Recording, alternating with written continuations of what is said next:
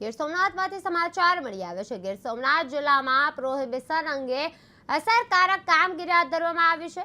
નિલેશ જાજડિયા તથા જિલ્લા પોલીસ અધિક્ષક જયદીપસિંહ જાડેજાના માર્ગદર્શન હેઠળ જુગાર અને પ્રોહિબિશનની ગેરકાયદેસર પ્રવૃત્તિઓ સામે કડક કાર્યવાહી કરવામાં સૂચના આપવામાં આવી હતી અને તે અનુસંધાને એલસીબી ટીમે વેરાવળ જીઆઈડીસી વિસ્તારમાં રામેશ્વર પેટ્રોલ પંપ પાસે દરોડો પાડી અને ભારતીય બનાવટની વિદેશી દારૂની અલગ અલગ બ્રાન્ડની બોટલો સાથે આરોપીઓને ઝડપી પાડ્યા હતા। આ મામલે પ્રભાસ પાટણ પોલીસ સ્ટેશન ખાતે 113-26 મુજબ પ્રોહિબિશન એક્ટ કલમ 65, 81 અને 98 હેઠળ ગુનો નોંધવામાં આવ્યો છે અને પ્રોહિબિશન પોલીસ દ્વારા જપ્ત દારૂનો જથ્થો કબજે કરવામાં આવ્યો છે અને કાયદેસરની કાર્યવાહી હાથ ધરવામાં આવી રહી છે। જિલ્લામાં ગેરકાયદેસર પ્રવૃત્તિઓ સામે આવનારા સમયમાં પણ આવી જ કડક કાર્યવાહી ચાલુ રહેશે।